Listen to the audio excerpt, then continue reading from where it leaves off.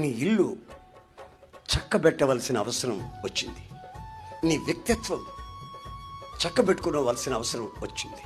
మీ పిల్లల జీవితాలు శ్రద్ధగా చక్కబెట్టి వాళ్ళ ఫ్యూచర్ని గురించిన ఆలోచన చేసి నీ నడుము కట్టుకోవలసిన అక్కర వచ్చింది. నీ మనస్సుని కట్టుకోవలసిన అక్కర వచ్చింది.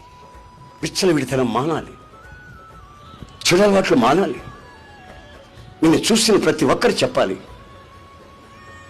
వీళ్ళు నిజమైన క్రైస్తవులు, నిజమైన క్రైస్తవులు. వీళ్ళు క్రీస్తుని ప్రతిబింబిస్తున్నారు, క్రీస్తుని ప్రత్యక్షపరుస్తున్నారు,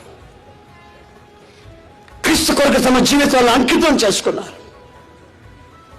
వీళ్ళని మనం ఎన్ని చెప్పినా మన అలవాట్లోకి రారు, చెప్పి ప్రయోజనం లేదు వీళ్ళకి. వీళ్ళు ప్రభుత్వం హత్తుకొని జీవిస్తున్నటువంటి ప్రజలు అనే సంగతి ప్రజలు గుర్తించాలి. మీ ప్రవర్తన, మీ బిహేవింగ్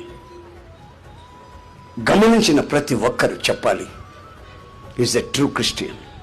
ఇతను నిజమైన క్రైస్తవుడు, ఇతని కుటుంబం ఆశీర్వదించబడుతుంది.